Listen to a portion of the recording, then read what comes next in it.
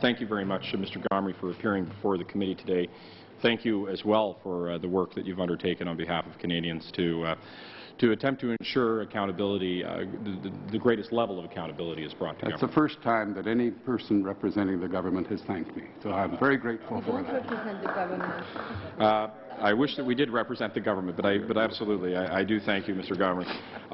I would start by saying that your recommendations were met at the time with universal support. All parties saying that they needed to be acted upon immediately. In fact, before your recommendations came forward in the last election campaign, all parties campaigned saying that they would immediately implement your recommendations and that they thought they were critical to bringing forward the types of changes that we needed to see. And yet here we are, 2 years later, after your recommendations have been tabled, with you before our committee, essentially telling us that they've been ignored, that all of the work that you had been put, that all the rhetoric that we heard during campaigns has been replaced with a complete absence of action. And I'm wondering, the first question I would pose to you is, have you ever had the occasion to have a conversation with the Prime Minister about your recommendations and how they might be implemented? Well, I've met the Prime Minister on one occasion. It was the day that my report was filed. I think it was the 1st of February 2006, and I appeared in the press center. I had agreed to a press conference, and I met him by accident, except I don't think it was an accident, on the sidewalk outside as I was leaving. He was going in similarly to be questioned by journalists, and we had a very brief conversation on the sidewalk, which I think was filmed, and he sounded very positive. Said that the report would certainly be studied, and I said that's good. That's all I asked. So that's the only time I've ever spoken to the Prime Minister. So aside from the photo op, when he has said that he would respond positively, not only was there not a further response from him, but have you ever received from his cabinet even a call or a meeting where they talked about implementing your recommendations or what their plan was to implement the recommendations?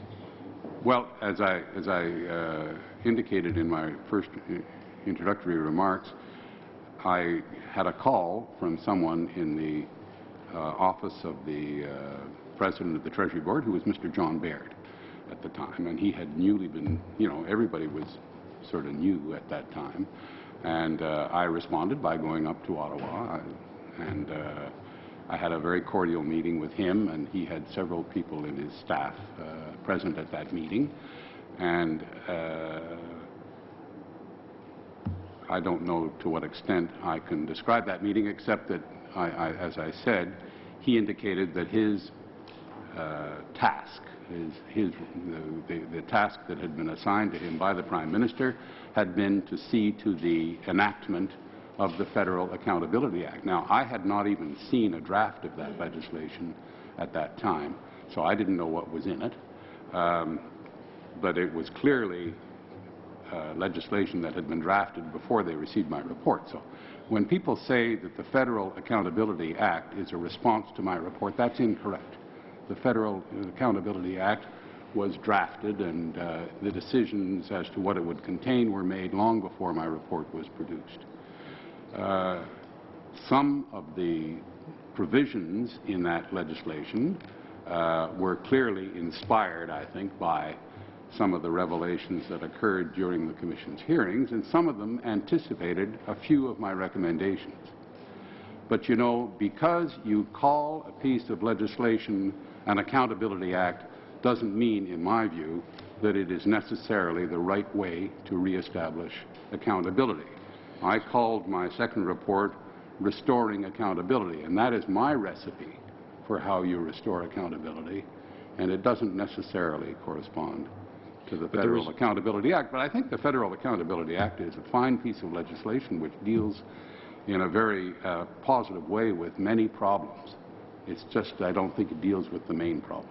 It doesn't deal with the main problems. And to confirm, I think when you have, through what you said, that there wasn't any follow-up after your report was tabled, and I see you agreeing through your head gestures that there was no follow-up after you tabled your report to get to those, as you call them, the key recommendations, the most important changes that need to be made? I'll be frank with you. I was just astonished that I didn't get so much as a letter. Yeah. You know, there was nothing. And there hasn't been. 2 years have gone by. You know.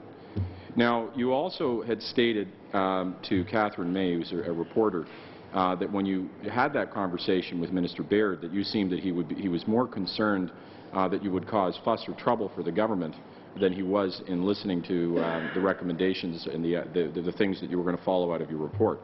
Can you just explain what you meant by that? Well, one of the things that I recall from that meeting was that Mr. Baird asked me what was the most important recommendation I was making. He said, you know, out of the 18, which do you think is the most important? And that sort of set me back. And I responded by saying I thought they were all important.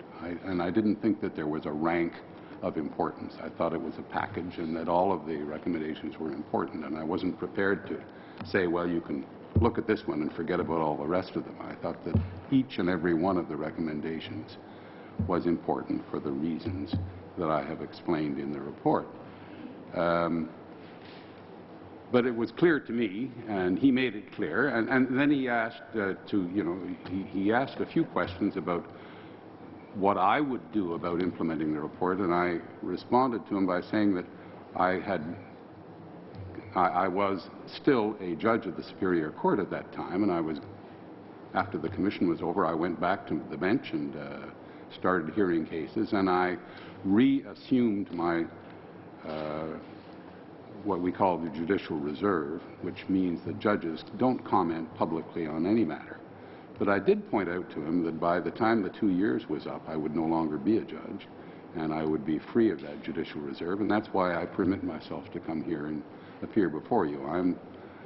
I'm able to make comments that a judge would not be, I think, advised to make.